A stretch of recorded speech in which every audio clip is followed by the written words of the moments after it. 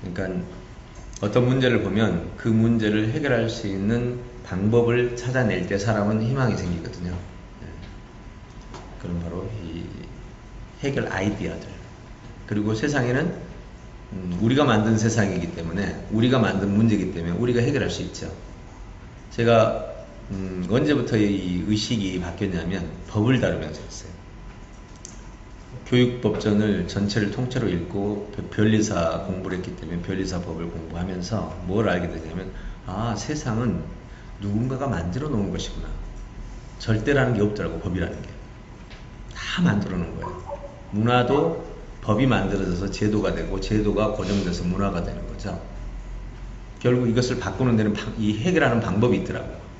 어떤 하나의 문화는 이 네트워킹 형식으로 이 하나가 생기려면, 예를 들어 제사상에서 절하는 문화가 이게 하나가 생기려면 다양한 끈들이 엮여 있어요. 이게 가족관계, 그 다음에 선조관계, 그 다음에 조상관계, 뭐 좀 다 이게 얽혀 있는 거예요. 이 얽힌 것들을 하나씩 끊어나가는 거거든요. 습관을 만드는 것은 지침입니다. 지침. 그러니까 습관 하나에 지침이 수백 개가 있어요. 그 지침 하나씩을 끊어나가면 습관 자체가 없어지거든요.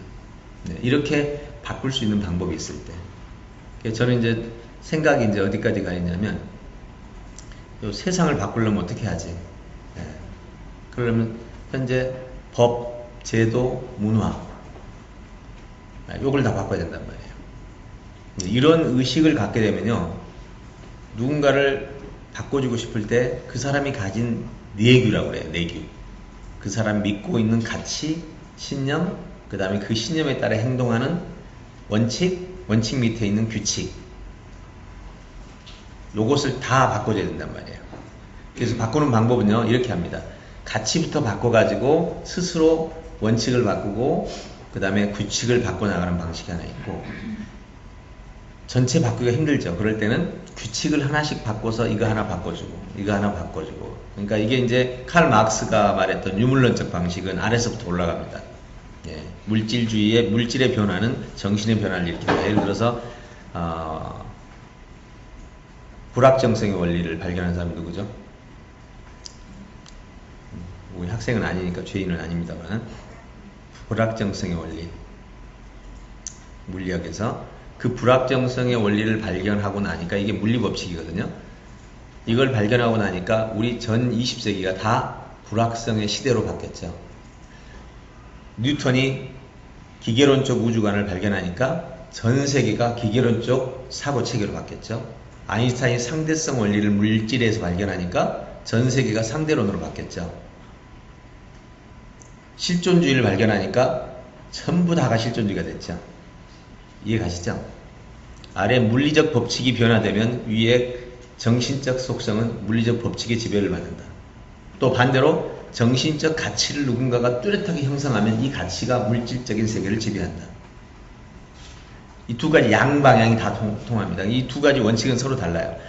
가치를 중심으로 갈 때는 굉장히 뛰어난 권위자가 있어야 돼요. 예, 종교 설립자들. 이런 설립자들이 있을 때는 이 설립자의 가치를 가지고 물질 세계를 바꿔버립니다. 그래서 물리법칙까지는 못 바꾸겠죠. 물리법칙이 아니면 자연법칙이니까. 사회법칙까지는 이 최고의 가치를 가진 사람이 그 가치를 주장하고 그걸 따르는 사람이 되면 사회법칙을 거의 다 바꿉니다. 근데 물질법칙은 못 바꾸죠. 그리고 물질법칙이 발견이 되면 사회법칙이 따라 바뀝니다. 그럼 어느 게 더 영향력이 클까? 어느 게 영향력이 클까요?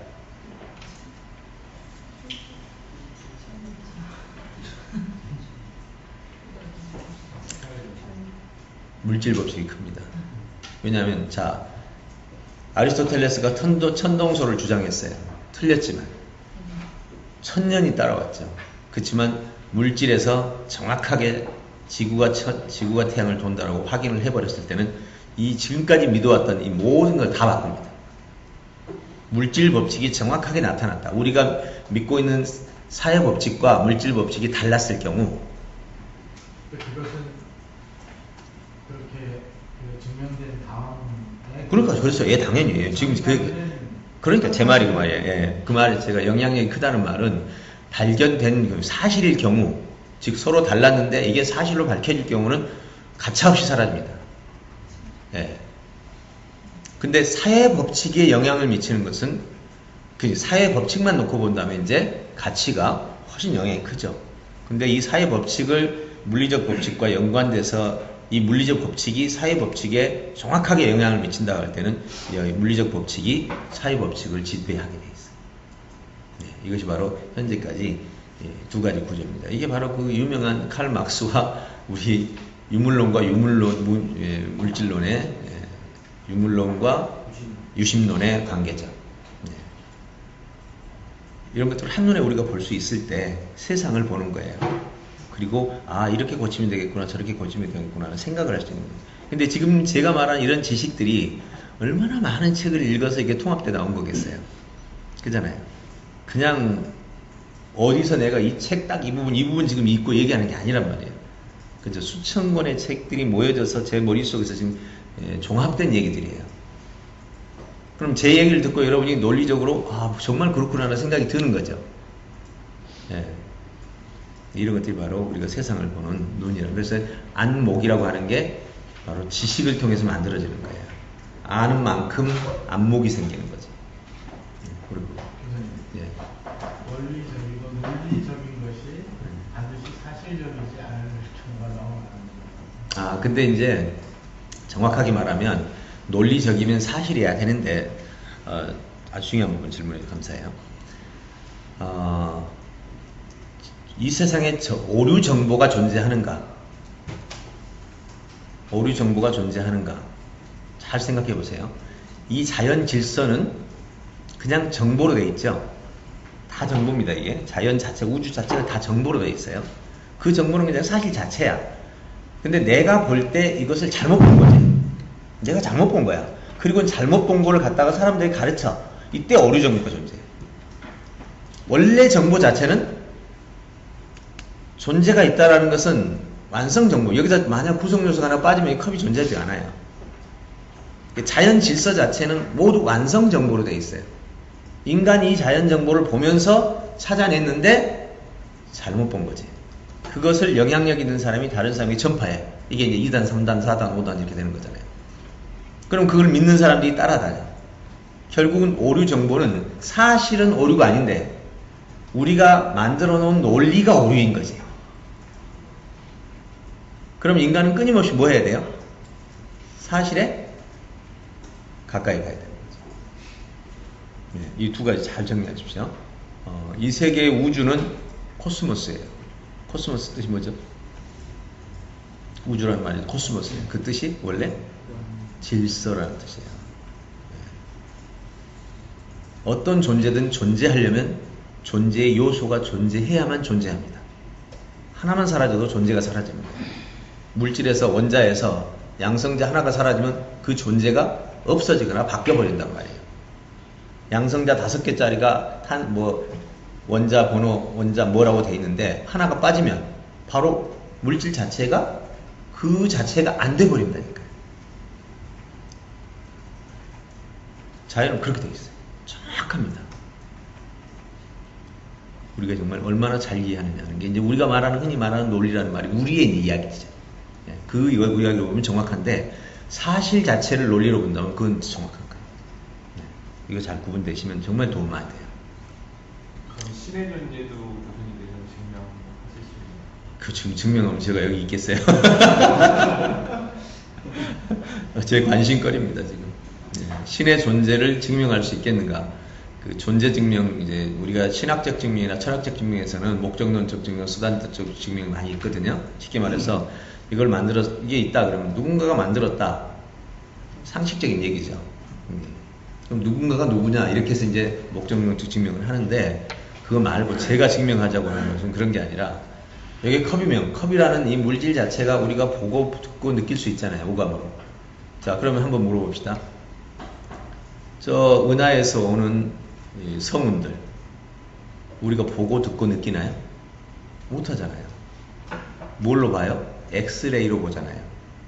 엑스레이로 보는 건 사실 우리 오감이 느끼는 건 아니었었어요. 엑스레이란 도구가 우리가 보지 못하는, 자, 우리가 볼 수 있는, 들을 수 있는 가청 영역은 헤르츠가 있죠. 여기로 올라가면 빛이 돼버리고 여기로 내려가면 저주파가 되죠. 우리가 가청할 수 있는 부분은 요거 딱밖에 안 돼요. 그럼 이 이상은 뭘로 보냔 말이죠. 네, 이거는 다른 기기로 본단 말이에요. 그럼 신의 존재도 있다면, 존재가 있다면 그건 뭔가 있는 거죠. 있다면 뭐가 있는 겁니다. 그럼 그거를, 그 존재를 규명할 수 있는 이 이상의 세계, 여기가 이제 가청 영역이면 여기가 빛의 영역이야. 빛의 영역 위는 뭘까? 거기는 뭘로 측정할까? 여기까지는 우리가 측정할 수 있는 도구가 있는데 이 이상은 측정할 도구가 없어. 바로 여기에 있는 존재라면 우리가 지금 측정을 못하는 거죠. 신이 아무리 메시지를 줘도 우리는 모르는 거죠. 지금 그 얘기하는 거예요. 제가 지금 그 부분을 탐구하는 거예요. 틀림없이 존재라면 존재가 어떤 형태로도 있을 거예요. 그럼 그걸 입증할 수 있는 어떤 도구, 기기와 같은 뭔가가 있어야 되는데 그게 아직은 없는 거죠.